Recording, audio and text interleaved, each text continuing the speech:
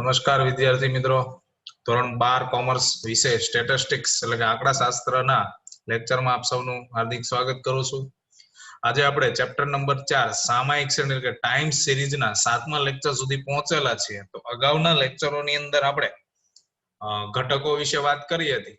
વલણ એટલે કે દીર્ઘકાલીન ઘટક, મોસમી ઘટક, ચક્રીય ઘટક અને ત્યારબાદ અનિયમિત અથવા યાદચ્છિક ઘટક. આ 4 ઘટકોને પૂર્ણ કર્યા પછી આપણે સામયિક શ્રેણીની રીત એના વિશે ચર્ચા કરી હતી. એટલે જે વલણ મેળવવાની રીત તરીકે જેને આપણે ઓળખીએ છીએ, એના 3 પ્રકાર હતા. એમાં આલેખની રીત, ત્યારબાદ ન્યૂનતમ વર્ગોની રીત અને ત્યારબાદ ચલિત સરેરાશની રીત. જેમાંની આલેખની રીત આપણે પૂર્ણ કરી ચૂક્યા છે. તો આજે આપણે 7મા લેક્ચરની અંદર એક નવી પદ્ધતિ સાથે કામ કરવાનું છે, જેમનું નામ છે ન્યૂનતમ વર્ગોની રીત. તો આજના આપણા લેક્ચરના ટોપિક રહેશે ન્યૂનતમ વર્ગોની રીત. એટલે એની જરૂર શા માટે પડી ન્યૂનતમ વર્ગોની રીતની? આલેખ દ્વારા પણ આપણે વલણ તો જાણી શકતા હતા, પણ એમ છતાં ન્યૂનતમ વર્ગોની પદ્ધતિ શા માટે જરૂર છે? ત્યારબાદ એના ગુણ સમજવાના છે, ત્યારબાદ એની મર્યાદા અને સૂત્ર વિશે પણ આજના લેક્ચરની અંદર આપણે ચર્ચા કરવાની રહેશે. તો શરૂ કરીએ આપણે ન્યૂનતમ વર્ગોની રીત. તો ન્યૂનતમ વર્ગોની રીતની જરૂર શા માટે પડી છે એની સમજ સૌપ્રથમ આપણે મેળવી લઈએ કે આલેખની રીતમાં ગાણિતિક પદ્ધતિનો ઉપયોગ વલણ મેળવવા માટે કરવામાં આવતો નથી. ખાસ સાંભળજો, ઉપયોગ કરવામાં આવતો નથી.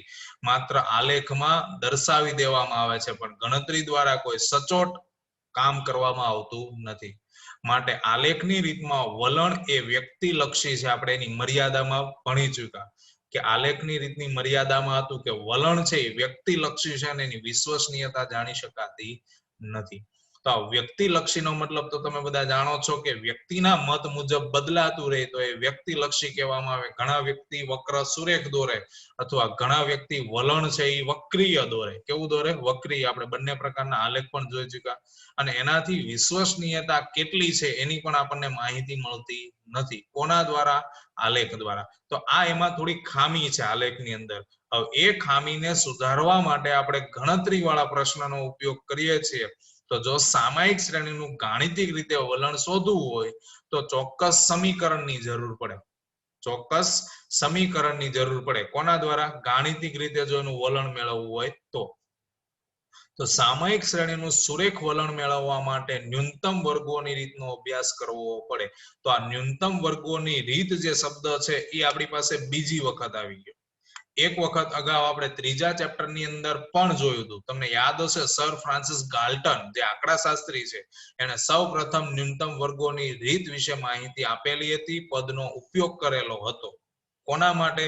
તો એ પણ તમને યાદ હોવું જોઈએ. એમનું ઉદાહરણ કે એમાં એને ઊંચાઈનો અભ્યાસ કર્યો હતો. પિતા અને પુત્રની ઊંચાઈ, સરેરાશ ઊંચાઈનો અભ્યાસ કરી અને સર ફ્રાન્સિસ ગાલ્ટને ન્યૂનતમ વર્ગોની રીત છે એનો ઉપયોગ કરેલો હતો. તો એ જ ન્યૂનતમ વર્ગોની રીતનો ઉપયોગ હવે આપણે કોના માટે કરવાનું છે? સામયિક શ્રેણીનું સુરેખ વલણ મેળવવા માટે. કોના માટે? સામયિક શ્રેણીનું સુરેખ વલણ મેળવવા માટે. તો તમને સમજાતું હશે કે શા માટે ન્યૂનતમ વર્ગોની રીતનો ઉપયોગ કરવો પડે. તો કે આલેખની રીતમાં જે ખામી છે એ ખામીને સુધારવા માટે આપણે કોનો ઉપયોગ કરીશું? ન્યૂનતમ વર્ગોની રીતનો. બાકી બંને રીતે આપણે વલણ તો મેળવી શકીએ, પણ આલેખની રીતે જે વલણ મળે છે એ વિશ્વસનીય હોતું નથી. એટલા માટે એને વિશ્વસનીય બનાવવા માટે આપણે ગણતરી કરવી પડે. એ ગણતરી ન્યૂનતમ વર્ગોની રીતમાં થશે. તો હવે આગળ વધીએ તો સામયિક શ્રેણીનું સુરેખ મોડેલ. હવે યાદ રાખજો, આપણે નિયત સંબંધ મોડેલ પણ સમજી ચૂક્યા છે, પણ પરીક્ષાની અંદર આપણને જ્યારે નિયત સંબંધ મોડેલ કે સામયિક શ્રેણીનું સુરેખ મોડેલ પૂછાય તો બંનેમાં તફાવત છે. તો અહીંયા આપણે જોઈએ બંનેમાં શું તફાવત. તો પહેલા તો એ વસ્તુ આપણને ક્લિયર હોવી જોઈએ કે બે ચેપ્ટરમાં માત્ર એક જ ચલનો ફરક છે અને એ છે નિરપેક્ષ ચલ. કે આપણે નિયત સંબંધાંક એટલે 3જા ચેપ્ટર જ્યારે સમજતા હતા તો એની અંદર નિરપેક્ષ ચલ તરીકે x પસંદ કરેલો હતો. જ્યારે સામયિક શ્રેણીના અંદર નિરપેક્ષ ચલ તરીકે આપણે કોને પસંદ કરીએ છીએ? ચલ t ને, સમયને. તો અહીંયા માત્ર એટલો જ એના મોડેલમાં પણ ફેરફાર થશે. તો મોડેલ છે yt alpha plus beta t. અહીંયા x આવતો નિયત સંબંધમાં ત્યાં હવે શું થઈ ગયો છે? t. Plus you. તો યાદ રાખજો આ આપણું સામાયિક શ્રેણીનું મોડેલ છે અને જો અહીંયા એક્સ લગાડી દેશો તો એ શું થઈ જશે નિયત સંબંધ મોડેલ. એટલે માત્ર એક જ આલ્ફાબેટનો ફરક છે, ત્યાં એક્સ આવતું હતું ને અહીંયા ટી છે. હવે દરેક પદ પણ સમજીએ કે જ્યાં ટી છે એ આપણો નિરપેક્ષ ચલ છે, અગાઉમાં એક્સ હતો. પછી વાય ટી એ તો સેમ જ છે, માત્ર અહીંયા ટી લાગેલો છે અનુગ તરીકે, પણ એની કોઈ જરૂર નથી હોતી, તમે માત્ર વાય તરીકે પણ દર્શાવી શકો છો. તો એ સાપેક્ષ ચલ છે. ત્યારબાદ આપણી પાસે આલ્ફા અને બીટા એ બે અચળાંકો છે અને યુ એટલે વિક્ષેપ ચલ એટલે એને ત્રુટી એટલે કે ખામી જે ઉદ્ભવે છે એ ખામી ગણવામાં આવે છે. તો આ આપણું સુરેખ મોડેલ થઈ ગયું સામાયિક શ્રેણીનું. ફરી પાછું એક વખત તમને કહું છું કે જ્યારે તમે અહીંયા એક્સ લખો છો તો એ નિયત સંબંધ મોડેલ કહેવામાં આવે છે અને ટી લખો છો તો એ સામાયિક શ્રેણીનું મોડેલ તરીકે ઓળખવામાં આવે છે. તો આ ન્યૂનતમ વર્ગોની રીત શા માટે ઉપયોગમાં લેવી પડે એની વાત કરી. હવે આગળ વધીએ તો આપણે ન્યૂનતમ વર્ગોની રીતના ગુણ અને એની મર્યાદા વિશે સમજવાની છે. તો સૌપ્રથમ આપણે એના ગુણ જોઈએ, કારણ કે કોઈ પણ વ્યક્તિમાં આપણે સૌપ્રથમ શું જોઈએ સાહેબ? ગુણ જ જોવા જોઈએ. એટલે ન્યૂનતમ વર્ગોની રીતના ગુણ આપણે પહેલા ભણીશું. તો એનો પહેલો મુદ્દો હશે કે આપણે ભવિષ્યના અનુમાનો કરી શકીએ. કેવી રીતે? તો આ રીત સંપૂર્ણ રીતે ગાણિતિક હોવાથી ભવિષ્યના અનુમાનો વ્યક્તિને સાપેક્ષ બદલાતા નથી.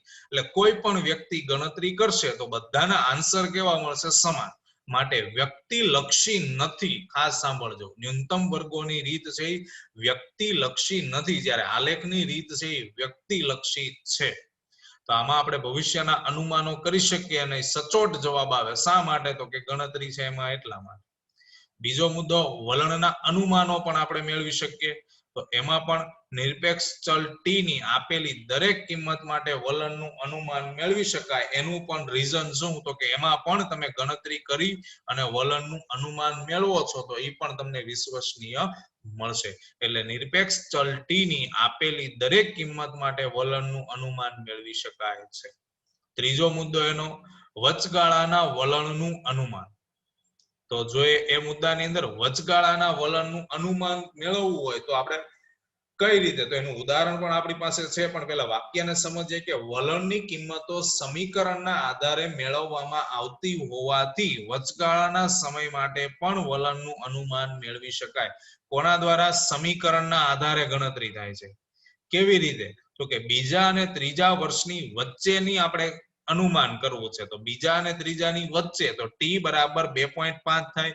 2 અને 3 ની સરેરાશ એટલે કે 2 + 3 / 2 એટલે 2 + 3 ભાગ્યા 2 કરશો એટલે 2.5 મળશે. તો ટી બરાબર સમીકરણ જે છે આપણું એની અંદર ટી બરાબર 2.5 તમે મૂકશો તો એનું પણ તમે અનુમાન કરી શકો છો. તો વચગાળાની કિંમતો માટે પણ આપણે અનુમાન કરી શકીએ છીએ. તો યાદ રાખજો, આ ત્રણ એના ગુણ હતા. ભવિષ્યના અનુમાનો થઈ શકે. શું કામ? તો કે ગાણિતિક હોવાથી ભવિષ્યના અનુમાનો વિશ્વસનીય હોય છે.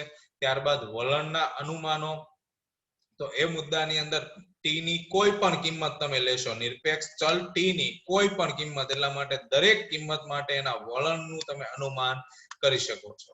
એટલે ટી બરાબર તમે 10 લીધા હોય તોય અનુમાન મળે, 15મા વર્ષ માટે જોઈએ છે તોય મળે, 16મા વર્ષ માટે જોતું હોય તો પણ તમે એનું અનુમાન મેળવી શકો છો.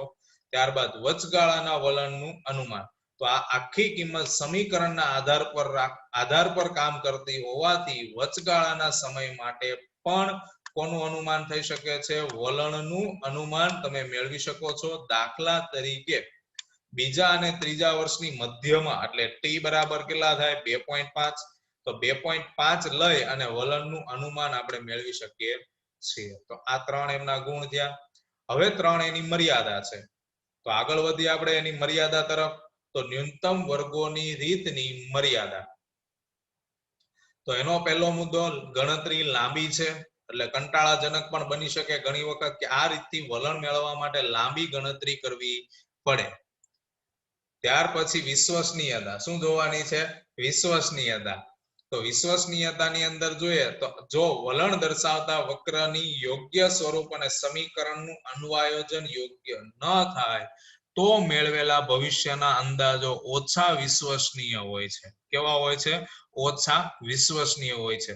તો ફરીથી મુદ્દા ઉપર ધ્યાન આપીએ કે જો વલણ દર્શાવતા વક્રની યોગ્ય સ્વરૂપની એટલે સુરેખ વલણ છે કે વક્રીય વલણ છે બરોબર છે જો એનું યોગ્ય સ્વરૂપ ન જાણતા હોઈએ અને સમીકરણનું યોગ્ય અન્વયોજન ન કરેલું હોય તો ભવિષ્યના અંદાજો ઓછા વિશ્વસનીય બને છે એટલે 100% તમે એના ઉપર વિશ્વાસ મૂકી શકતા નથી ત્યારબાદ ત્રીજા મુદ્દાની અંદર વલણ સુરેખ ન હોય તો જો સામાયિક શ્રેણીનું વલણ સુરેખ ન હોય તો આ પદ્ધતિનો ઉપયોગ થઈ શકતો નથી એટલા માટે યાદ રાખજો કે ન્યૂનતમ વર્ગો માટે સૌથી મહત્વનો ભાગ શું હોવો જોઈએ કે એમનું જે વલણ છે હંમેશા કેવું હોવું જોઈએ સુરેખ તો જ આ પદ્ધતિનો આપણે ઉપયોગ કરી શકીએ છીએ તો આ ત્રણ એની મર્યાદા હતી જેમાં વાત છે કે વલણ મેળવવા માટે શું કરવું પડે લાંબી ગણતરી કરવી પડે છે પછી એની વિશ્વસનીયતા ઓછી હોય ક્યારે જ્યારે યોગ્ય વક્રનું યોગ્ય સ્વરૂપ અને સમીકરણનું અન્વયોજન યોગ્ય ન